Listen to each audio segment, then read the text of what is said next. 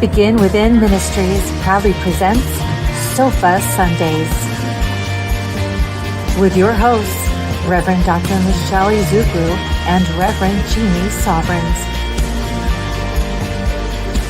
Sundays at 11:11 a.m. Arizona time and rebroadcasts on Mondays at 7 p.m. Mountain Time. Come join us on the sofa every Sunday morning. Sofa Sundays with Michelle and Jeannie. Learn more at www.beginwithinministries.com. In partnership with New Thought Media Network.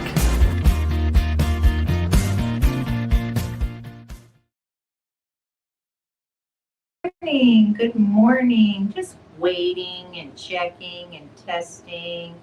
Let's see how that goes. I don't have sound on. Uh-oh. Yep. That's what I was a little worried about. So, there we go. All right. Okay, then. Always have to check my sound. Now I turn it down and there's no music playing in the background and we're good to go. Awesome. All right. So welcome. Good morning. Welcome to Sofa Sundays. I'm Reverend Jeannie and this is my guest today, Bella Enriquez. Hello. How are you? I'm good. Good. So Bella and I have known each other a million years and but we're only 10 each. So it's girl math. And but she is here for a fabulous conversation with us, and we will get started in a second here. I just want to tell you where we're located. We're at 7220 North 16th Street in Phoenix, Arizona, Building A1. You'll know that because the girls are on the door, and you're never late at the sofa, so come anytime. Come on in, get a hug, say hello, have a cup of coffee. We're here for you. Okay.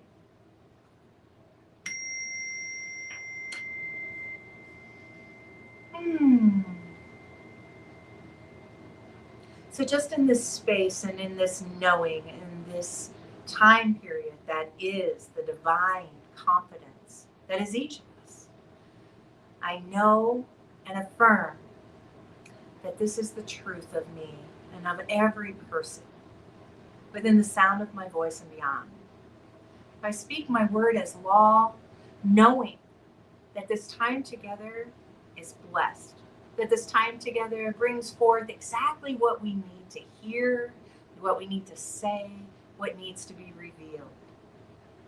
And I offer blessings to teachers and leaders of all faiths, all countries, everywhere, knowing that they are guided, guarded, and protected, that the divine in them shows exactly what needs to happen and to be expressed as. And for this, I am so grateful. I claim peace in our world.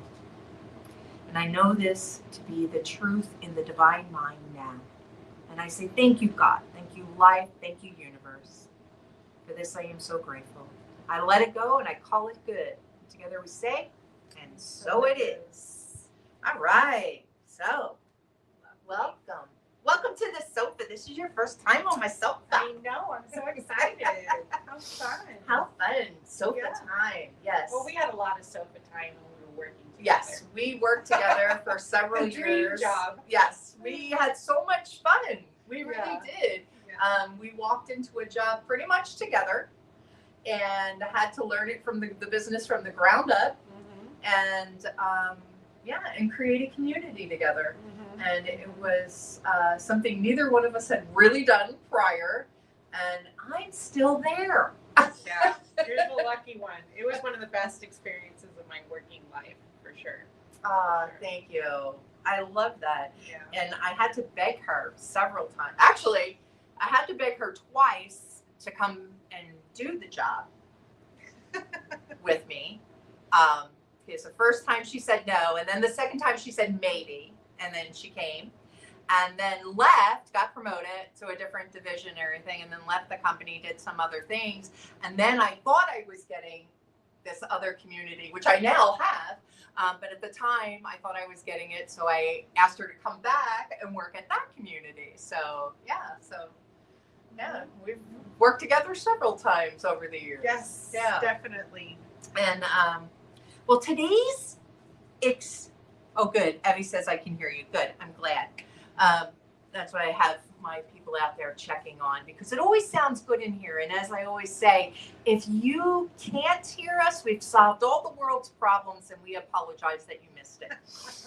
So today's topic is I move through life with divine confidence. Man, I love this. Mm-hmm. I always say to Michelle, how do we come up with these things? Like, I love it. We're in our 4th year. And so we have decks of cards going 4 years back. And I carry, like, in my purse, a pouch of the cards. And I give them out to people randomly. I'm like, pick a card, any card. Because these affirmations are always available for me whenever I need them. And so we were at a conference last year, and I was giving out cards. And I would go, oh, which one did you get? And they would read it to me, and I'd be like, gosh, we're good.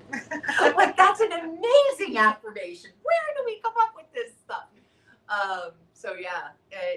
And we do this like the year before when we pick out the next year's topic. So we have no idea what's happening in the world when this one happens to come up. How fun.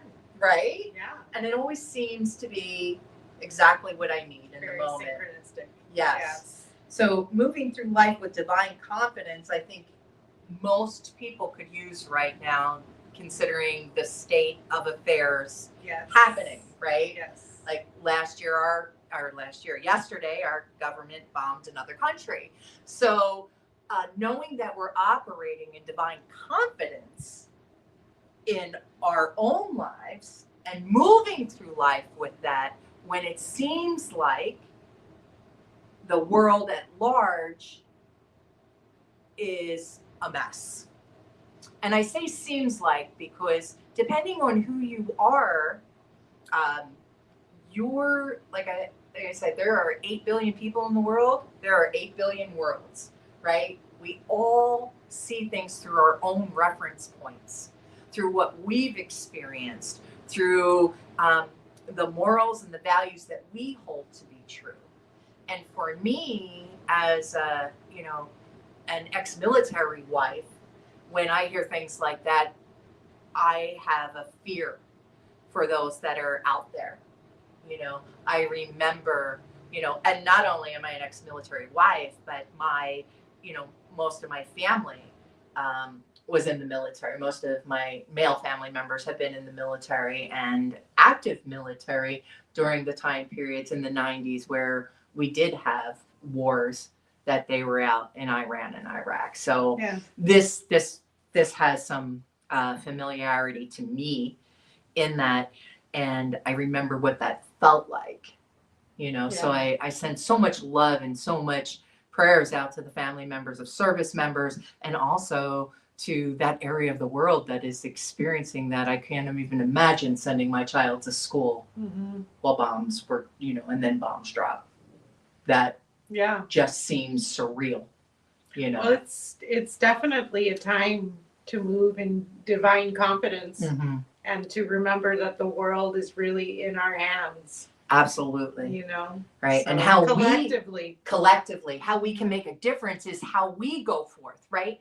So the divine confidence in knowing that regardless of the mess it looks like, that there are options for us in moving forward. Definitely. And that comes from who our source is, or, what source is, like knowing that the government is not my source, that I have a divine universal life force that is in me, gives me a sense of safety that that I don't know that I would feel without it. Like I know that no matter what happens in my life, I do believe I am divinely guided, guarded, and protected. Yeah. And I don't know that everyone feels that. And that I would love to give. Like if I could bottle something up and give to human beings, it would be that divine confidence that you are safe. I would do the same. Yes. Yeah. Mm-hmm. Mm-hmm. You know, and that doesn't always mean that you're physically safe. Mm-hmm. You know, and that's an It's like a unfortunate soul thing. safety. A soul safety, right? Because this stuff can't touch my essence. Mm-hmm. You know, my body may be harmed, you know, and I have had physical harm, Mm-hmm. you know, and physical health issues and emotional health issues and mental health issues. Like I have experienced those things, but who I am at the soul level Mm-hmm. has never been damaged. I am not broken. And I think that is the most important thing for individuals to know, that they are not broken. Because I think a lot of times we walk around thinking we are, and that we somehow, if we could just do the next indicated step to fix it, we would be better. Yeah, well said. For sure. So tell me, how's divine confidence show up with you? I definitely resonate with everything that you said. I think that there is a sense of soul safety that I have gained as of late. My wife passed away a couple of years ago, very tragically, and I think that grief it's harrowing, but it's also an opportunity to really take stock of your life and to develop a spiritual connection with Source. That's how it turned out with me, because I felt like I had nothing left. So yeah, because that love, mm-hmm. yeah, that's it, and that's a huge grief. Yeah. And so in feeling that I had nothing left, I turned my face towards the sun, so to speak. And I resonate with what you said about there being a sense that no matter what I've gone through, my soul has remained intact and is insulated and pure. So I'm very grateful for that. I don't think everyone experiences that, unfortunately. But I also know that for those who are not experiencing it, there is a way to get back to that.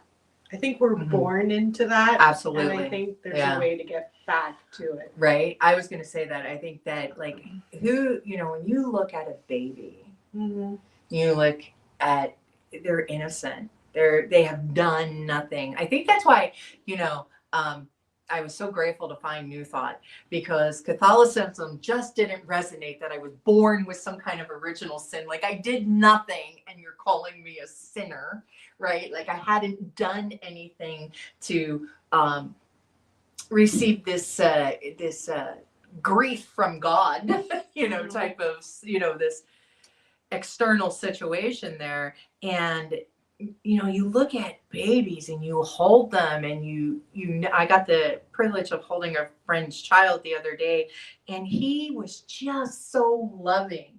He was just pure joy.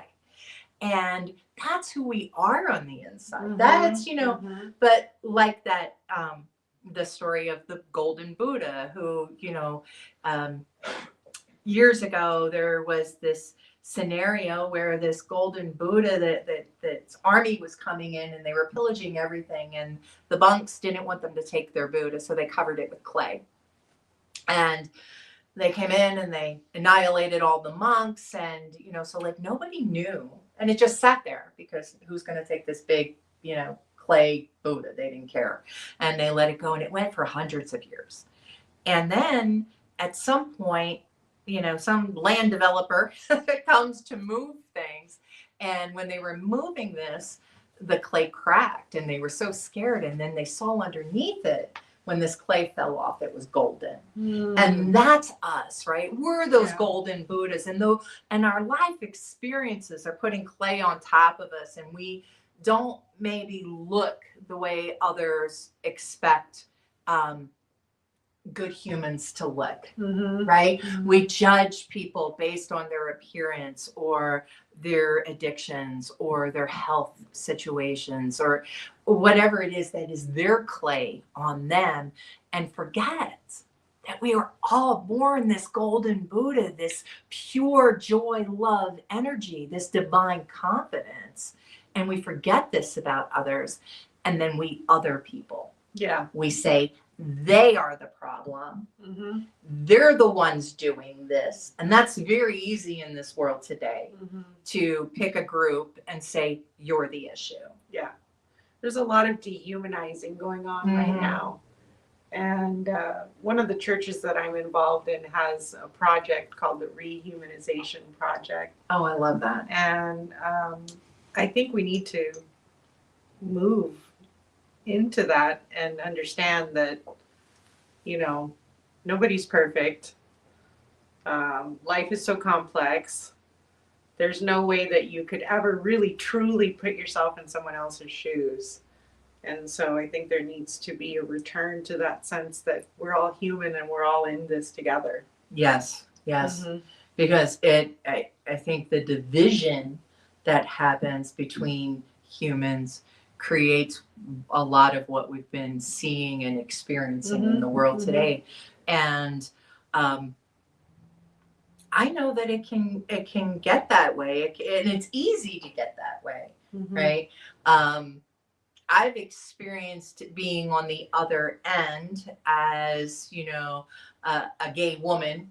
I've experienced it. I'm sure you have too, yes. Right? Right. Where, you know, we've been othered.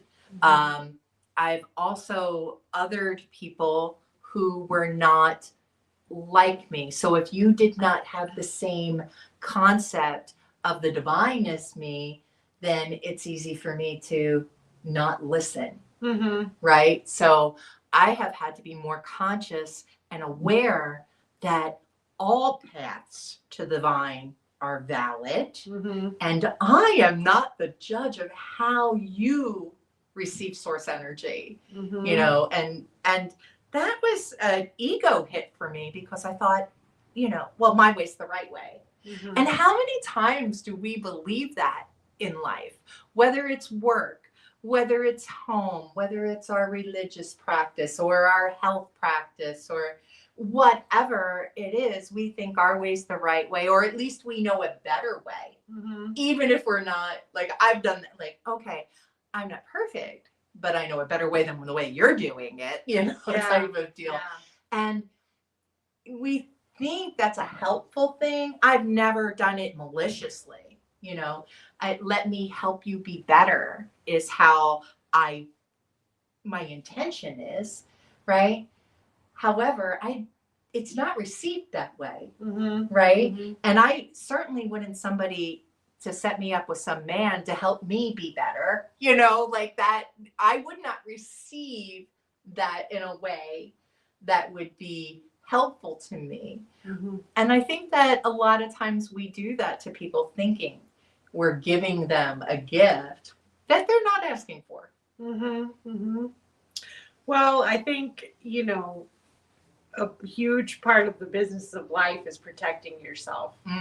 So protecting your sense of identity, your sense of self, that goes along with, you know, creating what your ideas of what we're doing here, where we're going. And when we take that protective stance over ourselves, that's, I think, when we start othering people. Sure. I think deep down, everybody has a good soul underneath everything, underneath the clay. Underneath the clay. Underneath the clay. And I think we're all trying to figure out ways where to get rid of that clay. Yeah. Oh, you know, we were talking earlier before we came on air about different things that, you know, we've used in life. I was talking about caffeine and cigarettes and alcohol and drugs and food and shopping and sex. I mean, and religion can be one of those things as well, right? Is that we can come up with things that are our crutches that give us a sense of stability, but not necessarily divine confidence. Right. Right. So, and going to the religious aspect or that part of it for divine confidence, knowing that I can depend on the universe to grant me experience. That is, I know. You can definitely count on that. I'm counting on experience. Good, bad, or indifferent. I'm counting on experience, yes. Right? I have experience. And Deb Covington was my guest a couple of weeks ago, and she said, what if that's the only reason we're here? Is to have experience. Well, I can confidently get behind that. Because if the whole point, and one of my big lines is, I'm here to give God a good time as Jeannie, right? If the whole point is for the divine to know itself as us, right? Then that's all I'm here for is experience. Yeah. Is figuring out what I like and don't like, what I want and don't want, and there is no grander design for it. Well, one of my favorite quotes that I saw on Instagram is, when the goal is experience, everything is a win.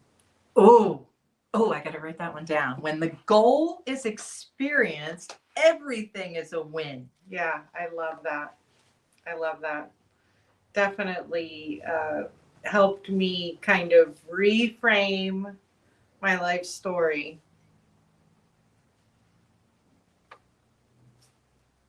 Because if I start talking while I'm writing, I'll get it wrong. Same. That's one of my experiences. Yes. One of my other experiences is that I have stopped writing 2025. I am now writing 2026. Welcome to March. It's only been 2 months where that's all right. I don't know what year it is. Yeah. Yeah. But I love going to California. I went to California last week. I love going to California because I said to Dakota, it's kind of like time travel because I get an hour back, and so that's kind of amazing there for that experience. And I don't know where time travel came from for me, but it just pops in. It just pops in. It's sometimes it's like ADD here on the sofa, so I apologize for that. That's all right. I mean, my friends in California right now can't believe how hot it is out here. Oh, I know. They're complaining about 90 degrees in February. Yeah. Yeah, but it was very nice. It must be nice to go back over there and get it. Is. Once a month, I get like a little coolness. Yeah, a little 10-degree break. We saw snow in California on the mountains. So, yeah, they had we were more inland than San Diego. So we were like in the Inland Empire. And there's mountains that we follow as we come in. And, yeah, they had snow on them. It was great. Oh, how nice. It was very, to remember again. So like, that's when I realized that there is so much beauty in this world, which I think sometimes it's hard to grasp when we're dealing with hard situations, whether it's hard world situations or personal life, grief, circumstances. When you said that brought you back to the sun, the grief, the divine confidence there, that really that's really a choice. Because a lot of times I think what happens when we deal with grief is, I know for me, I can get into that part that makes me want to cut myself off from the divine. Oh, well, I was definitely in there too. Yeah. But I do think, the beauty in life is very important, because I do feel that beauty brings us back to the divine. it's that hopefulness, you know, at least the hope of experiencing it, the hope of preserving it. This is why art has always been so pivotal in any kind of,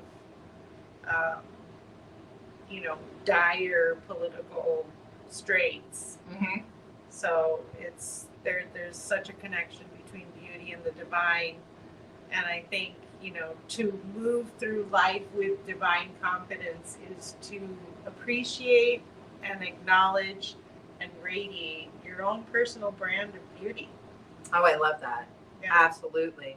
And I love that you brought art into it. This book that I'm currently digesting is the best word to call it, called Quantum Revelation by Paul Levy. Part of it, they were talking about how, when you brought up art, about the art in the early 1900s in Germany as everything was happening there. How it also was on fire. Mm-hmm. It was bringing out these creative things in people because their passions were set, right? There are some heavy emotions happening in the world, right? Mm-hmm. No matter what end of the spectrum you're on, there are some heavy emotions happening. And that is where art gets created from, right? That fire in the pit of our soul, in our, root chakra of who we are, our root and our sacral chakras of who we are and how that expresses itself. So there's a lot of that happening. Definitely. I see that in the world. And some of it's even funny. Yeah. It's like, okay, that's a great way to get your point across. Exactly. Yeah. Well, the thing that makes the artist is that the artist believes in their own message. So yes. We need to believe in our own divinity in order to move through life with confidence. I wore this cute little pin today that says, "As far as I know, I'm delightful." Yeah, there you go. That is my motto. As far as I know, I'm delightful, and it's believing that, believing in your own sense of delightfulness that helps you move through life with confidence, helps me move through life with confidence. It's not a perfect confidence, definitely not, but it's a goal, so. Yeah, I think that, anytime we go and we do something new, right? That is where it's like, okay, so can I confidently do this? I have two ways of handling new situations. Mm-hmm. I go in, all the way. I want to say a term that I go in balls to the wall, right? I mean, like, I can do it, right? Like, I'm there. My favorite. Right? I'm there. It doesn't matter. I've got this. So I have that type of confidence. And then I feel like it doesn't matter because if I don't have experience in something, who cares? Right? Like, that's the type of new experience. I do, and it's funny that I have so much confidence in doing something I've never done before, and less confidence in doing something I have done before. Mm-hmm. That's my other way. If I have experience in something, even expert experience in something, mm-hmm. I don't always feel that divine confidence in it. I let that, even if it is my zone of genius, mm-hmm. so to speak, but I let other people's opinions, and not even other people's opinions, my idea of what other people's opinions are, right? So it's not even true, yeah. Right? Like, it's my concept of what they think of me. Mm-hmm. Man, and I can mess with my mind about that. Yeah. Well, I've never done this before. Right.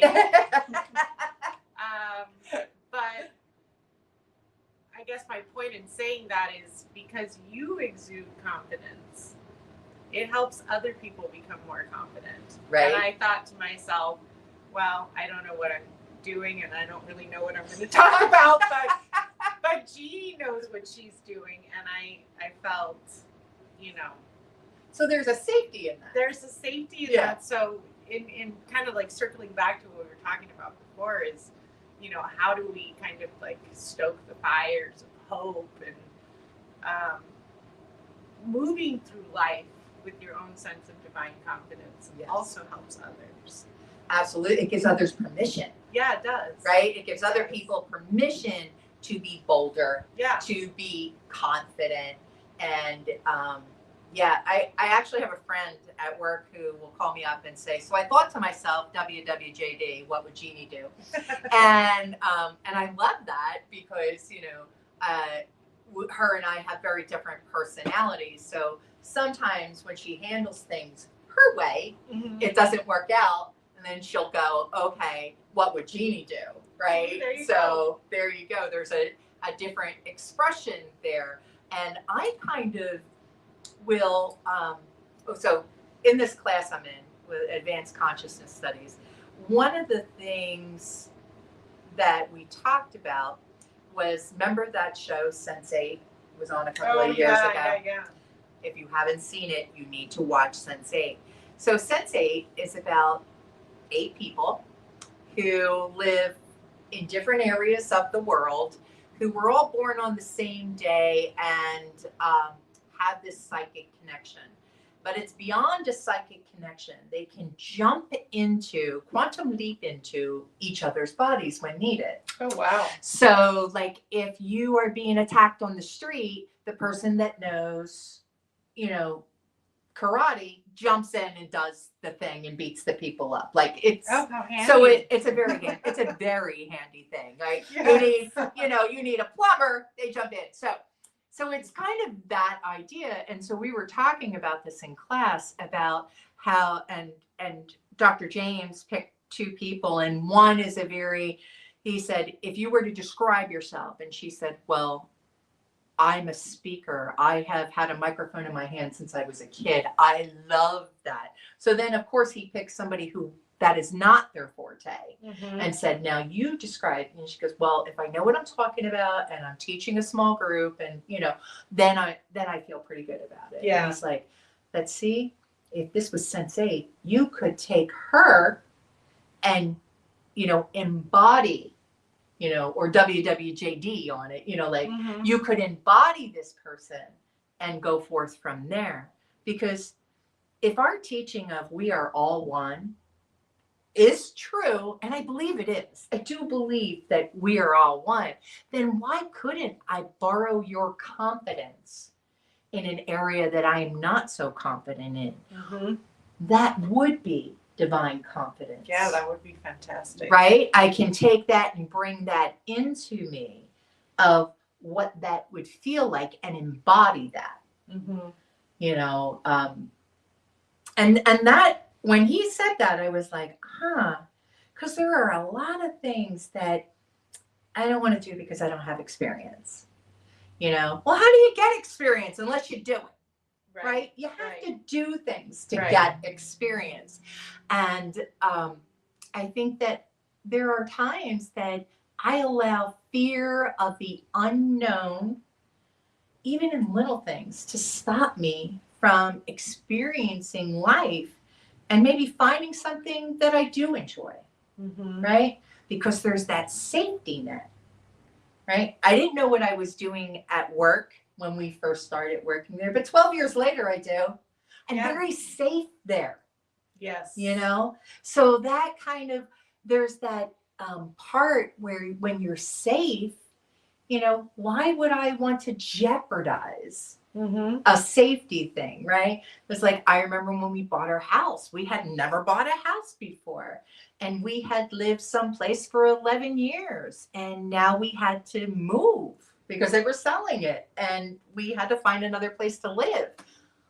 There was such fear in that. Now, everybody else in the universe has done something like that, right? You've all done something where you need to, but you don't want to. Mhm. I like to be safe. I'm not saying I like to be static or, non-inventive or anything. I just like to be safe. Who doesn't like to feel safe? Right? That's my sanctuary. That's my sovereignty, is to be safe. And sometimes risk will feel too much for me. Yeah. So now, stepping into a risk with divine confidence, though, if I can say, all right, I know so-and-so bought a house. Mm-hmm. She did it, I can do it. Mm-hmm. Maybe I'll call her. And I'll say, how did you do this? Who did you call? What do you look for? The funny thing is I bought a mobile home. I sell mobile homes. I still didn't look at the things I should have. So, like, I had expertise in an area and I didn't use it. There are things that we do in life that we forget that we're not alone. No. We're not the only thing making a decision here. Well, safety is our natural state. I mean, we were born or conceived in safety for the most part. We were inside our mother's wombs. All of our needs were taken care of. We want to return to that, I believe. Right, all that humans safety. want to return to that safety. And I think that one of the ways that I have been able to kind of return to that sense of safety and divine confidence is to really tap into my divine feminine nature. Reparent myself, be the mother that I wish that, my mother's wonderful, but, the mother that I wish I could have had with me at all times and every single experience of my life. Guiding me how to move, what to do, what to think. And that comes with time. It comes with age. It comes with experience. But yeah, I hear what you're saying. I mean, safety is, if not the number one driving force in our lives, it's definitely one of them for sure. Right. Yeah. I think in Maslow's pyramid, right? I think that's like one of the number one things that we need to be able to go forth, to be able to grow and, confident and growing confidently. And which I think that type of confidence is a little different than the divine confidence we're talking about, right? But the two are related, right? Because I know that when I feel confident in such a way that, like we were talking about earlier, that no matter what happens to this external,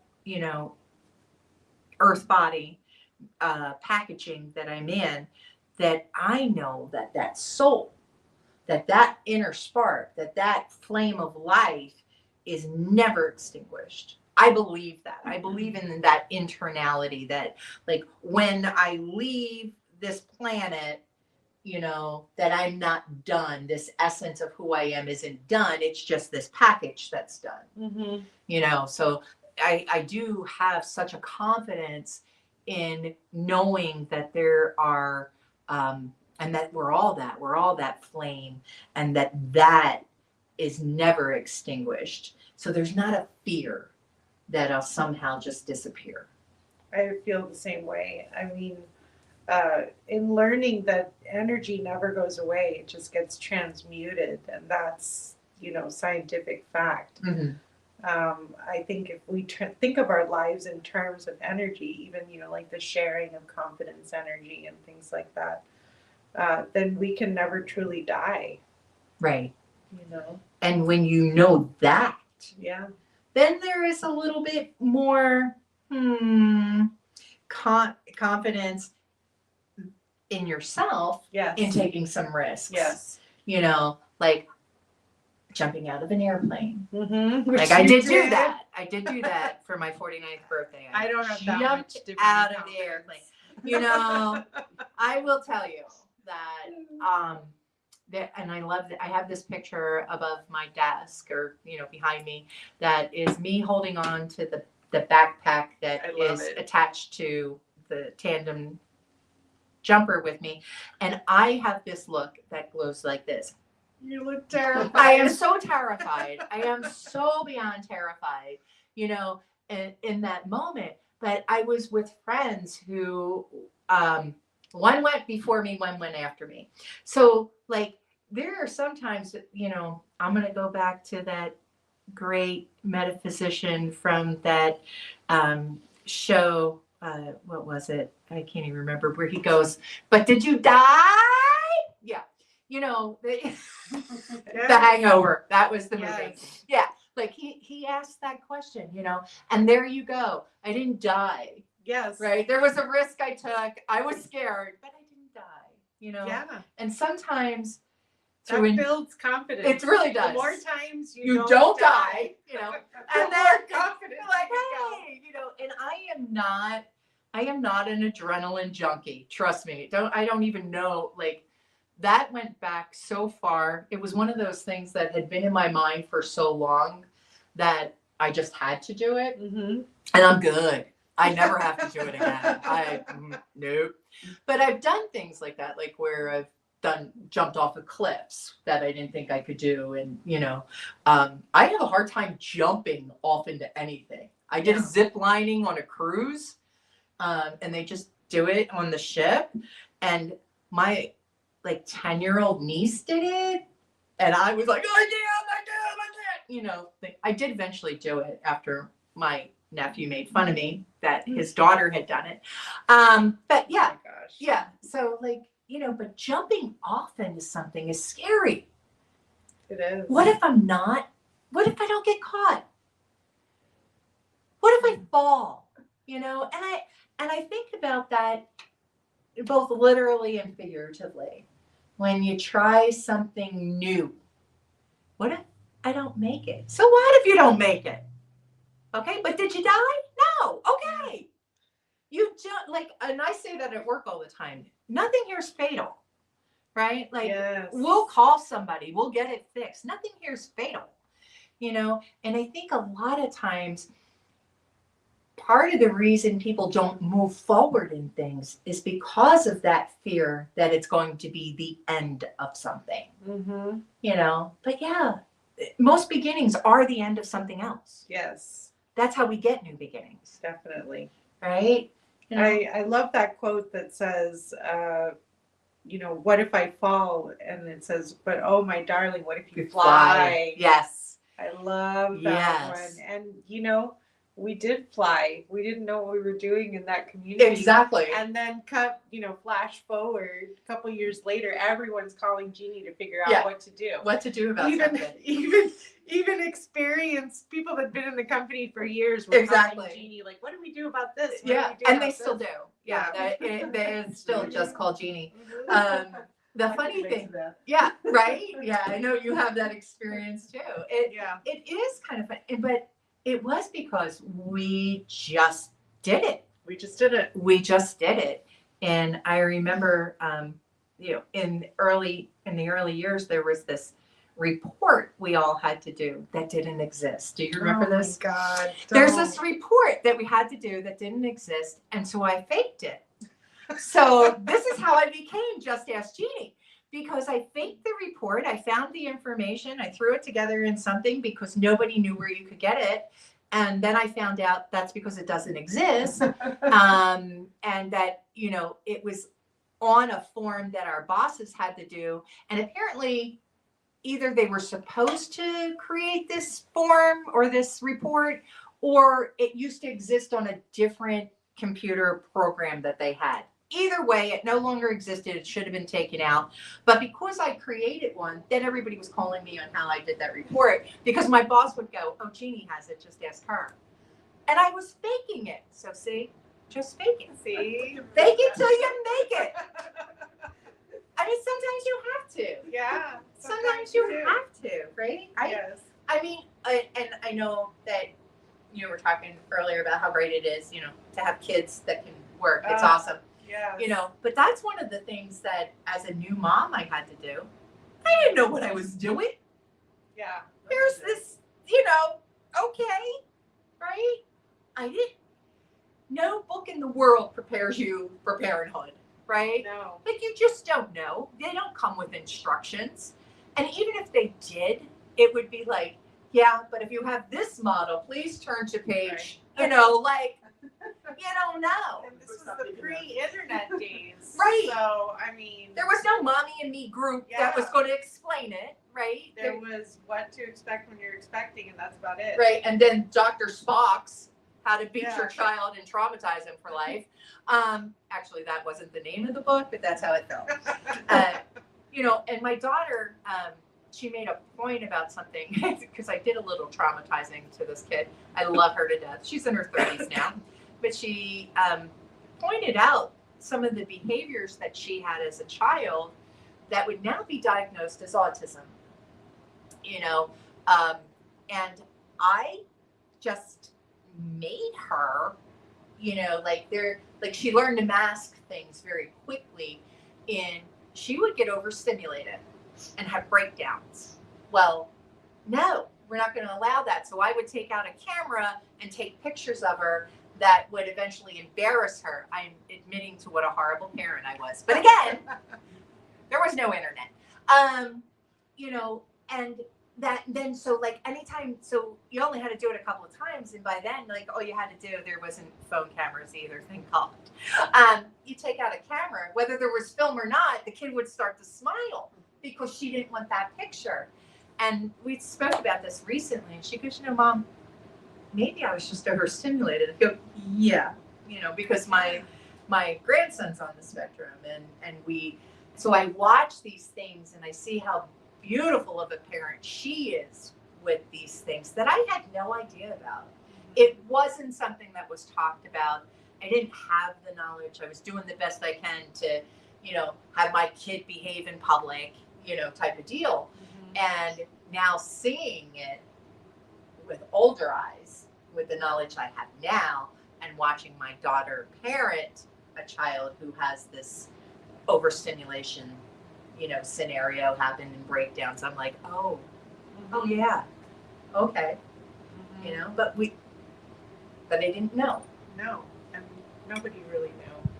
And I think, the goal of life, I believe, should be to spiral upwards. Absolutely. Hopefully the new generations are better than the last, and we should avoid having the older generations judge the younger generations too harshly, and so on and so forth. And that goes for millennials judging the alphas and the Z's. Okay. Yes. Yeah, millennials. Yeah. When Gen X isn't judging you, watch yourself.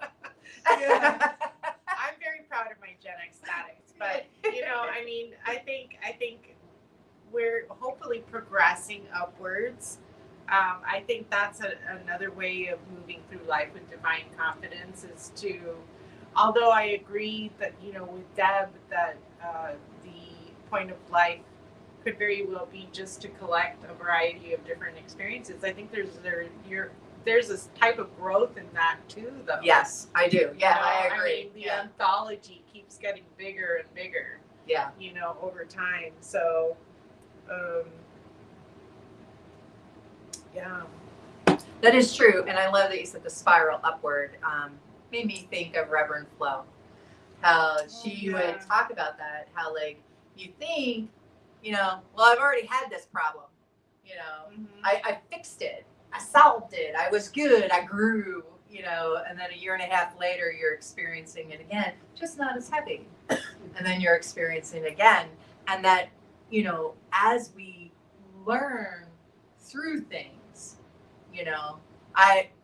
there you go. As a 30-year-old parent, I had some way different things that I do as a 59-year-old grandmother. Yeah. I'm totally a different human, and compassion and availability than I was as a 30-year-old parent. Going through that. So yeah, you do learn. Yes. And thank God. Thank God for right? that. We did, hopefully, right? That we learned, and those that don't, there's purpose there too for those that don't spiral upward. I don't know what that is. I wish I could give you a reason for it. You know, why some don't move towards the light. And I don't know. I can't imagine that it feels good not to. You know, I can imagine that it would feel heavy. I feel like it would too. Yeah. So sometimes we just need contrast in life, though, just like the stars. You know, it needs the black sky in order for you to even see it. So right, it's not like the stars aren't there right now. We all serve our purpose, no matter where we're at in life. We're serving a purpose. So. Well, I have loved this. This has been an amazing conversation. Is it already done? Yeah, we're there. Yeah, we're there. My first time. I was so scared. I thought, what am I gonna talk about? Yeah, and it is, isn't it? It's amazing. Yeah. Like you sit down and you're like, oh, when you have the, you know, there's a topic, it's crazy. Right? Yeah. Like you think, and that's what Michelle and I talk about all the time. It's like, wow, we thought we'd run out of things to say by now. But no, like, you know, because we continue to grow and we continue to move forward. Can keep going. Right? And it's like, well, do you have anything for us? Just one thing. Yes. Sure. Oh, here. Oh, you're going to Yes. I can. I can move. You can move. Goodness. I just want to say that the thing that I always think about when I'm when there's a crisis going on is, did I kill somebody? Did I bankrupt them, or did I send them to jail? If I didn't do either of those, it's not the end of the world. Yeah. And I have to keep telling myself over and over and over that this is not a job that's going to kill somebody, and it's not going to kill me for sure. Mm-hmm. It's not going to bankrupt anybody, and it's not going to send them to jail. So I'm good. Right. Exactly. Yes. I mean, that's perfect, right? That is, I mean, that's, you know, because I think a lot of times we do grab onto things and, like, you know, make them feel like there's a fatal nature in something that really, you know, like they used to say, in 5 years will it matter? In 10 years will it matter? Or Well, 25 minutes. yeah, that's what I was going to say. Sometimes it doesn't even matter in 5 minutes, right? Like, but we'll have that fight or flight over something that is not a saber-toothed tiger. Yeah. Right. You know? Well, you know, it just reminded me when you told me that, you know, when we were working together, it really freed me because I always had such a sense of perfectionism, imposter syndrome kind of thing. And it was just like flipping a switch. But weirdly enough, you never know how people are going to take things. Right. I repeated that at one of my jobs maybe a year ago, and the girl got upset. She was like, "You don't take my job seriously," and I said, "I do take it seriously. I'm trying to console you. Like, don't worry about it so much." You didn't work in a hospital, nobody's right? Like, die. don't say that in a hospital. Right. Probably not the best. You just never know how people right are on how take people are things. going to take things, right? So. And you are right there. You know, maybe you could find a different way than say it's not fatal. But truthfully, I like you. Did you kill anybody? Did you bankrupt anybody? Are you sending anybody to jail? No? Okay, we're good. We're good. You know, we're good. and I still do use that in my assistants. Like, there are so many different things that we can do wrong that will require us to reach out beyond my ability. Mm-hmm. And I know nobody wants, you know, like you deposit the wrong check or you put the wrong number in or stuff like that. I'm like, oh, baby, we'll call AP. Like, it's not, it might take us a minute. Sure, we'll have to put a note for the auditor. Yeah, maybe it'll be a point off. But none of this stuff is, you know, is attacking who we are as humans. I don't feel less about you as a human being because of this. Yeah. It's not going to be a mark against you as my assistant or as my employee or even as my boss, you know, and things. Like, this doesn't matter. I mean, yes, the job is important, you know, but in the grand scheme of life, It doesn't matter. Yeah. We will move on. Yes. It's a blip. That's something. One of the questions we were asked was, was man created? And if man was created, why? Mm-hmm. Right?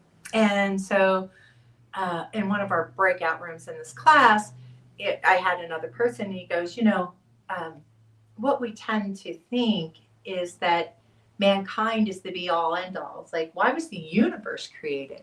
And when you look at it as a universal thing, we are a blip. Yep. We are but a blip on it. It's like saying, why were ants created? Mm-hmm. I don't know. They're there. Okay. I mean, that's how we are in the universe. Why was humanity created? They're probably sitting around wondering why we were created. Exactly. Like, don't know, right? Like, but that don't have to give it another thought. It really is. And that's why I go back to the point that Deb made is what we're just here to experience. Mm-hmm. And I love that because that kind of takes the whole, I'm here to grow. I'm here to be a millionaire. I'm here to, get things and manifest. And, especially in this teaching, a lot of times there's a like, let's see you manifest. Well, what if I don't want to? What if I'm okay just as I am? Yeah. What if the best I want in life is that internal safety and calmness and to be able to go to the beach once a month? I mean, what if that's really just what I want and I don't need $1 million mansion? Mm-hmm. Mm-hmm. Right? Mm-hmm. Like, it's okay.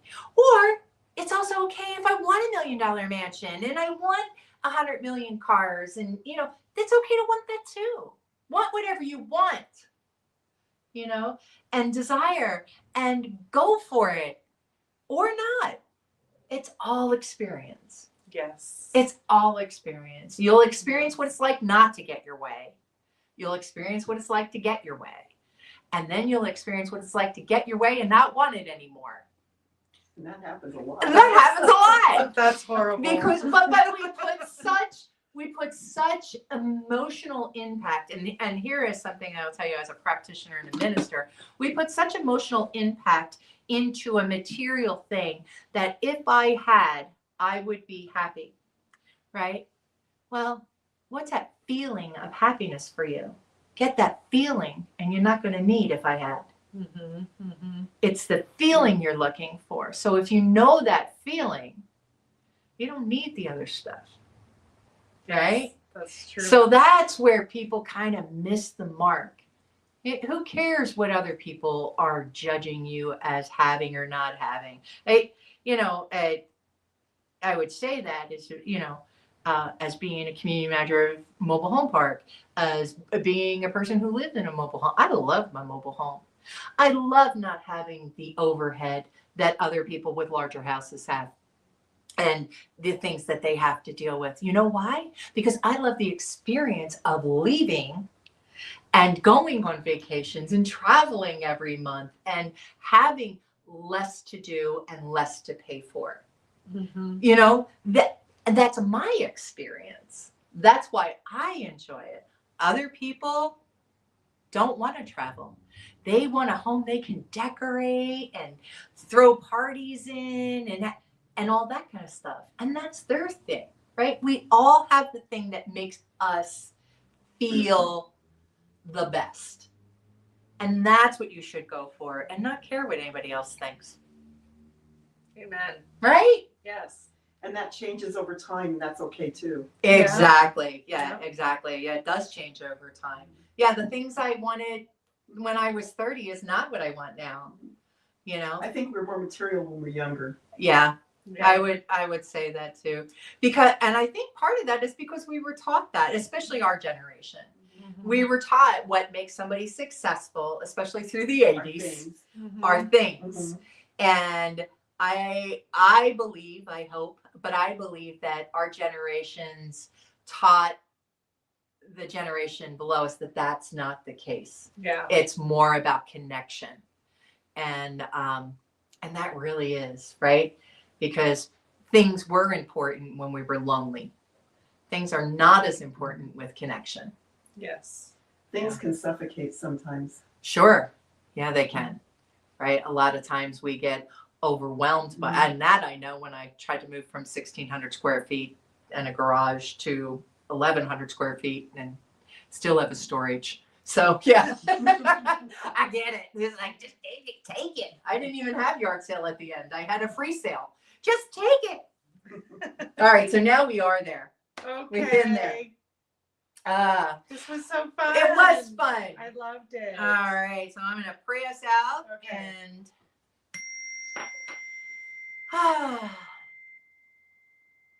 so in this divine confidence, this love, this joy, this time period together, this experience, knowing and affirming that everything and everyone was right where they needed to be today. And I say thank you.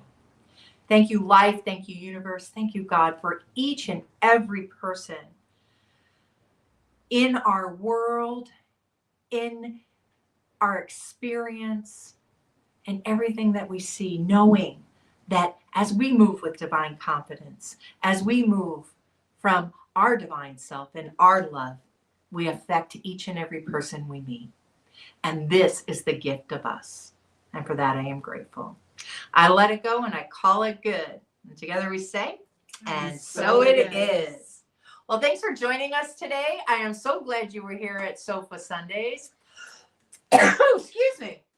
And if you would like to contribute to Sofa Sundays, you can do a couple of things. One, if you're watching us on YouTube, please press that like and subscribe. We love that. You can share us with your family and friends. You can go to our Facebook group. It is a group on Facebook called Sofa Sundays. You can also visit us at beginwithinministries.com and donate.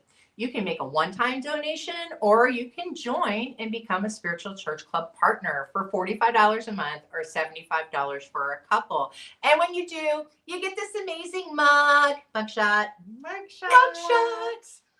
And you get some other things like our journal and cards and things that help you stay in contact with us. But what you really get is our appreciation in helping us bring our ministry to others. So thank you for that.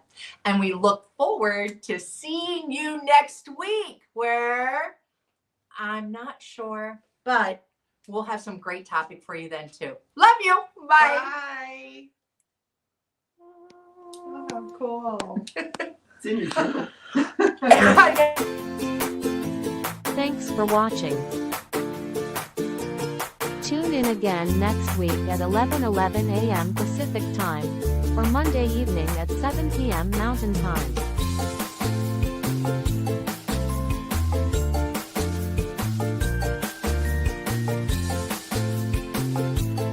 In partnership with New Thought Media Network.